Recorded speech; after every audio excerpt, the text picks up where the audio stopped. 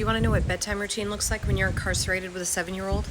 My name is Tanya Warner. I was detained by CBP and ICE, incarcerated 19 days in total before we bonded out with my autistic daughter. If you can head to my bio, donate $5 towards our $14,000 minimum towards legal fees. If 100 of you donate $5, you're going to get us to where we need to go. By the time Ayla and I had gotten to Ursula, Yina and Abigail, the other ladies that were in there with their kids, were already there at least 3 to 4 days. I noticed that they were having a hard time sleeping at night, and I didn't want that to happen to Ayla because she needs a strict routine being on the autism spectrum. When you're in a sensory deprivation chamber and you have no light, it messes with your circadian rhythm, and it's really bad for kids. So I wanted to at least give my daughter the structure and routine that she was used to at home. Ayla and I were in bed by 8 p.m. every evening. Part of it was because I was adrenaline dumping so hard all day. I was trying to also calm my nervous system down. I was not doing well. You've got to remember, this was her spring break. My daughter got incarcerated for her spring break. What did your kids do? Nights were insane. At 1 a.m., that's when they did their processing. They brought in coyotes, which are juvenile human traffickers. The people across the border use children because they can bring the humans in and then they get deported right back out because they can't incarcerate minors. I also was told by the subcontracted girls, Luke, that there were Romanian mafia in there, career criminals already at the age of 17. So in order to stay asleep, at first I put toilet paper in my ears, and I did that for the first couple of nights, and that wasn't really working.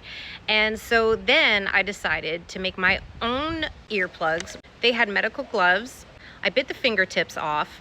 I put menstrual pad cotton inside, and that's what I used as earplugs. I got so attached to these that I kept them.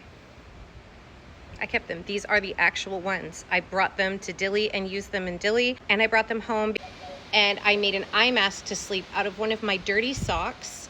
I managed to hide it, and 2 medical masks on my eyes, and that was how I shut out the fluorescent lights. Of course, I stacked the mats up and made Ayla and I a double bed. So I made it the best I could considering we were in prison. Guys, please don't forget the GoFundMe, link in bio.